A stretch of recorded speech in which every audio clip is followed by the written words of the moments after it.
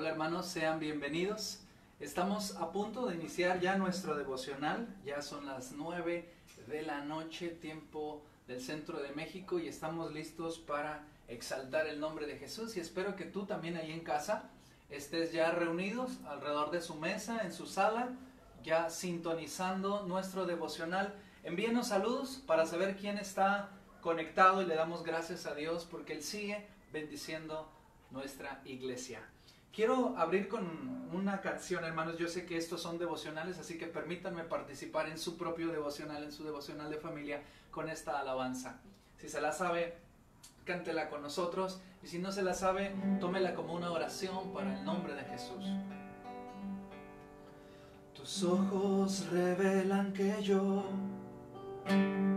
nada puedo esconder, que no soy nada sin ti, oh fiel Señor. Todo lo sabes de mí, cuando miras el corazón, todo lo puedes ver muy dentro de mí. Lleva mi vida a una sola verdad, que cuando me miras nada puedo ocultar. Sé que es tu fidelidad que lleva mi vida más allá de lo que puedo imaginar. Y yo sé que no puedo negar que tu mirada puesta en mí me llena de tu paz. Yo sé que es tu fidelidad que lleva mi vida más allá de lo que puedo imaginar. Y yo sé que no puedo negar que tu mirada puesta en mí me llena de tu paz.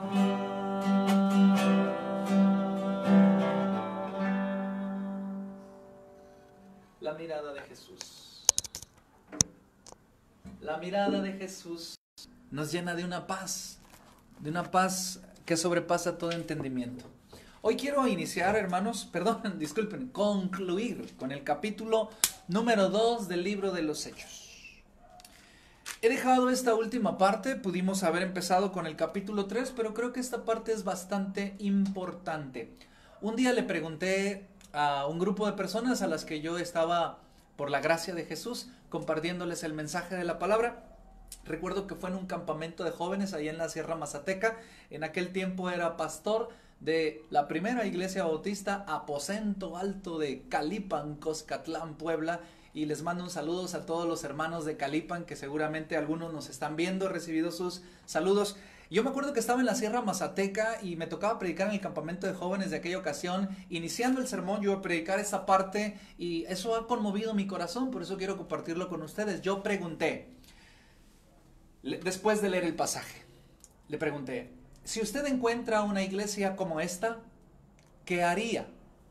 Y uno de los jóvenes invitados, que no tenía a Jesús en su corazón, que no tenía una relación con Cristo, que no se autodenominaba o nombraba cristiano, dijo, si yo encuentro una iglesia ahí, así, allí me quedo.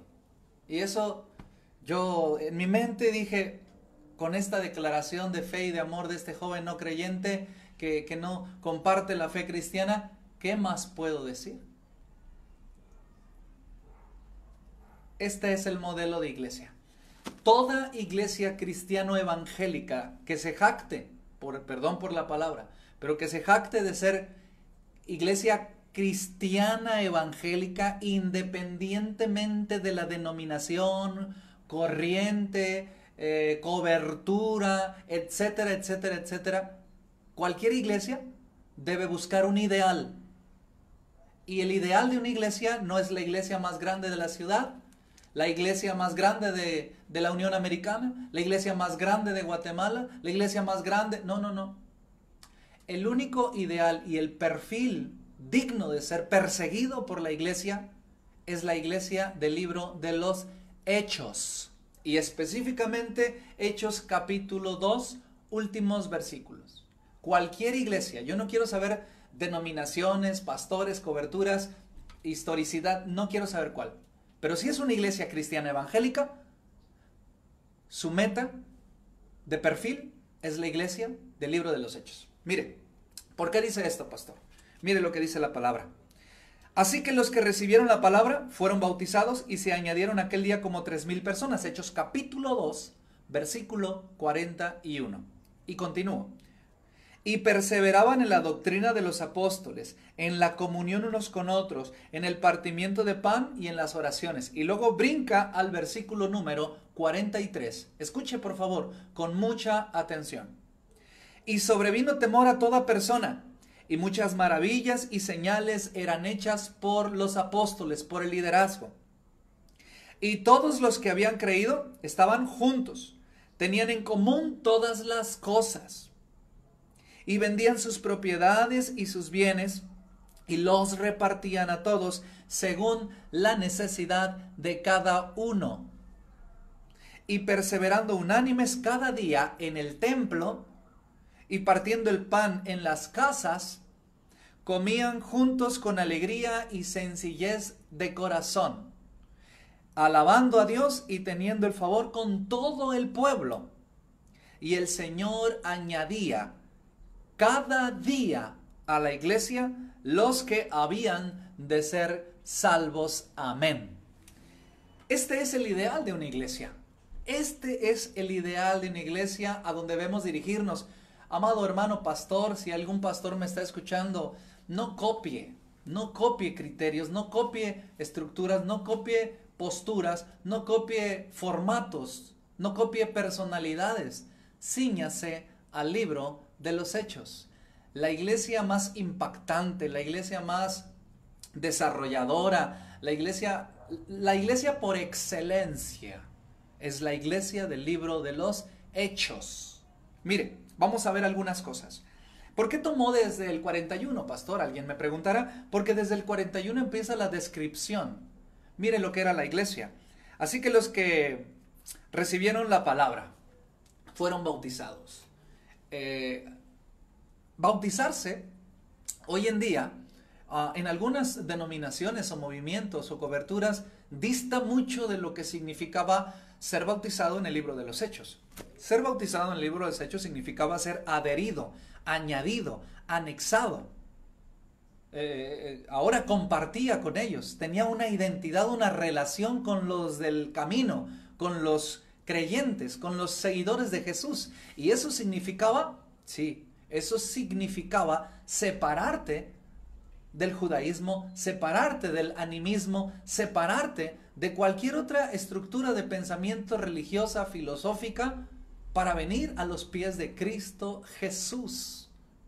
Así que ser bautizado significa empezar de nuevo en su fe y venir a Cristo Jesús, anexarse. La iglesia bautista usa el bautismo para hacerse miembro. Y bueno, los que me están escuchando que son de la denominación bautista entienden que la palabra miembro adquiere un nuevo significado dentro de la iglesia, porque es recibir privilegios y recibir responsabilidades.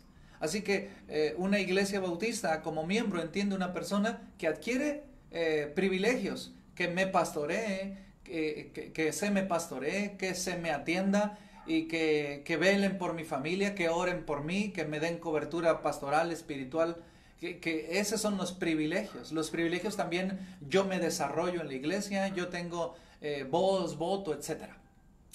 Pero mis responsabilidades es sostener los cultos, sostener económicamente a la iglesia, sujetarse al pastor, ministrar conforme a mis capacidades y desarrollar mis capacidades. Todo eso significa ser miembro. Y dice aquí, y los que creían, no nada más creían. Ya creo. Y ahora soy el llanero solitario. Yo creo y voy aquí y voy allá, ¿no? Dice la palabra del Señor. Y se añadieron, se anexaron, se adjuntaron, hicieron miembros de la iglesia a través del bautismo. Era un reconocimiento de unidad, de equipo, de somos equipo. Así que una iglesia es un equipo, es un conjunto de gente que está organizada para establecer el reino de Dios sobre la tierra, que tienen un liderazgo, que tienen una misión, una visión, una perspectiva bajo la palabra del Señor. Dice la palabra del Señor: así que los que recibieron la palabra se anexaron, fueron bautizados, se adhirieron. Y luego dice la palabra del Señor: y se añadieron aquel día como 3,000 personas.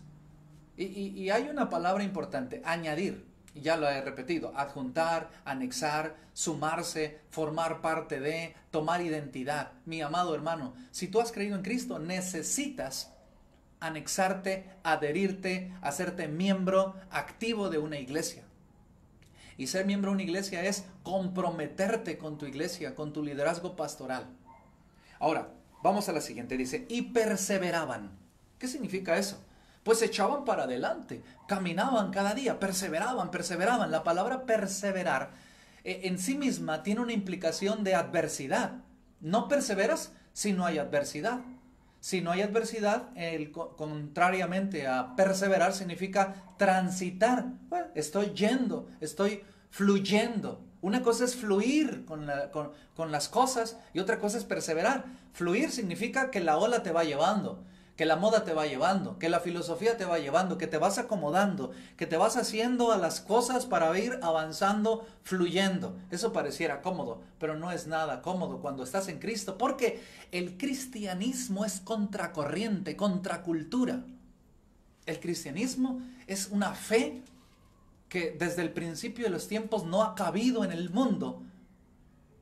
Entonces, por eso usa la palabra perseverar, porque avanzan contra la corriente. Perseveraban en la doctrina de los apóstoles. Perseveraban en la comunión unos con otros. Hay retos para estar en la doctrina. Hay retos para estar en comunión. Hay retos para continuar partiendo el pan, y hay retos para permanecer en una oración. Por eso usa la palabra perseveraban. ¿Por qué? Porque el mundo, por decir así, la sociedad, el perfil económico, filosófico, sociológico del mundo en donde estamos viviendo y en donde vivían estas personas era contracultura, contracorriente. Así que no hay tiempo para orar, no hay tiempo para partir el pan, que significa la cena del Señor en este específico texto. No hay tiempo para perseverar.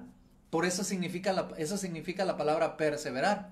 Porque no tienes tiempo y lo haces, eso es perseverar. Porque no tienes economía y lo haces, eso es perseverar. Porque no tienes ganas y lo haces, eso es perseverar. Porque el mundo está contra ti y lo haces, y estableces el reino y te sujetas a la iglesia y perseveras en la doctrina de los apóstoles. Por eso estás perseverando. Y dice la palabra del Señor: perseveraban. ¿Y qué pasa cuando persevero, pastor? ¿Qué pasa cuando recibo? Número uno. ¿Qué pasa cuando me anexo, me adhiero, me hago miembro, me comprometo con una visión, con una misión, con una meta, me pongo bajo un pastorado, me pongo bajo un liderazgo espiritual? ¿Qué pasa? Pues persevero porque a la verdad la carne es débil, pero el espíritu está dispuesto. A la verdad el mundo está contracorriente, pero yo persevero. ¿En qué persevero, pastor? En la doctrina de los apóstoles, en la enseñanza de tu iglesia, en la enseñanza de tu pastor. Persevero, tomo la Biblia, hago el estudio, pongo el Facebook, hago esto, persevero, no tengo tiempo, llego cansado, pero persevero. ¿Y qué más hago, pastor? Bueno, en la comunión unos con otros. Este hermano me cae mal, pero persevero porque le pido perdón y porque quiero estar con él. Este hermano me faltó al respeto, pero persevero. Aquel hermano me dijo algo, pero persevero, lo perdono. Persevero en la comunión unos con otros. ¿Y qué pasa cuando persevero? Bueno, vea los resultados de la perseverancia cristiana. Y sobrevino temor a toda persona. ¿Le parece poco? Y sobrevino temor. ¡Ah! ¿Qué está pasando allí? Mira cómo lo hacen. Mira cómo sobresalen. Mira cómo elevan su nivel. Mira cómo son sus familias. Mira cómo pasan la crisis del coronavirus con una sonrisa en la boca. Mira cómo lo hacen. Mira cómo le creen a Dios. Y sobrevino temor a toda persona. Temor no es el temor miedo, es el temor, en este texto el temor asombro, el temor reverente. ¿Qué está pasando? Esto no puede estar bien. ¿Qué está sucediendo? Y sobrevino temor a toda persona. Nuestra vida es pública, mis amados hermanos. Nuestra vida es pública. Dice, sobrevino temor a toda persona, y además de esto, los líderes, los apóstoles, sumaban, dice la palabra del Señor, y sobrevino temor a toda persona, y señales eran hechas por los apóstoles. Señales y maravillas eran hechas por los apóstoles. El liderazgo de la iglesia sale al frente. Yo exhorto al liderazgo de la iglesia cristiana evangélica, primeramente al liderazgo de la iglesia bautista como denominación, al liderazgo de nuestra primera iglesia bautista de León, yo como cabeza. Pero el liderazgo cristiano tiene que salir al frente. No puede la iglesia ir al frente y el liderazgo atrás. No puede ser así. Dice la palabra del Señor, y sobrevino temor a toda persona, y muchas maravillas y señales eran hechas por los apóstoles, por el liderazgo. El liderazgo va al frente, mis amados hermanos, no va atrás. El liderazgo jala a la congregación, se la echa a cuestas y la va jalando. La congregación no empuja al liderazgo. Así que, mis amados hermanos, por eso cuando yo inicié esta reflexión les dije, el perfil de la iglesia deseable es la iglesia de los hechos. No la iglesia más grande de la localidad o de la ciudad o la de moda. Mira lo que dice la palabra. Todos los que habían creído estaban juntos. Hablando de perfil. Todos los que los que habían creído estaban juntos. Y tenían en común todas las cosas. ¿Qué pasaba? No había necesidad entre ellos. Qué lamentable y qué triste que en una congregación haya necesitados. Pero aquí está la palabra. Algunas personas han dicho que este texto y estos textos subsiguientes son la base del sistema político del socialismo. Pero dista mucho. Es un abismo desde el socialismo que hemos visto en los últimos años a lo que está pasando aquí. Esto es amor. Esto es dádiva. Esto es respeto. Esto es dignidad. No había necesitados entre ellos. No había limosnas ni limosneros. Había hermanos, amigos, entrañables que partían el pan en la cena del Señor juntos. Dice la palabra del Señor, todos los que habían creído estaban juntos. Primero usa la palabra juntos y tenían en común todas las cosas. Qué mal nos ha hecho el individualismo. Qué trágico ha sido la propiedad privada. Y entiéndaseme bien, porque esto desencadena muchos pensamientos y muchas reflexiones. Pero qué caótica es la vida cuando la vives solo tú para ti con lo tuyo. Qué triste. Qué lamentable. La palabra del Señor nos enseña que la esencia de la iglesia es la dádiva, la fe, la generosidad, el compartir. Mira, no es algo que aquí tu amigo, tu pastor en Cristo o la persona que tú estás viendo ahí en el Facebook está inventando. No, mi amado. Dice aquí la palabra del Señor, todos los que habían creído estaban juntos y tenían en común todas las cosas. Escuche la palabra. Vendían sus propiedades y sus bienes. ¿Para qué las vendían? Dirá usted. ¿Cómo para qué? Pues para que no hubiera necesitados. Vendían sus propiedades y sus bienes y los repartían a todos según la necesidad de cada uno. Aquí no aplica el que tiene más saliva, traga más pinole. No, la necesidad de cada uno era suplida. Y todos eran trabajadores, todos eran entrones, todos eran echados para adelante. Porque dice la palabra, todos perseveraban. No había personas rascándose el ombligo para que les mantuviera la iglesia primitiva. No, mis amados hermanos. Había fe, había generosidad. A eso es a lo que debemos ir. Debemos proseguir nuestro camino hacia este ideal de la iglesia. Dice la palabra de nuestro Señor, y vendían sus propiedades y sus bienes y los repartían a todos según la necesidad de cada uno.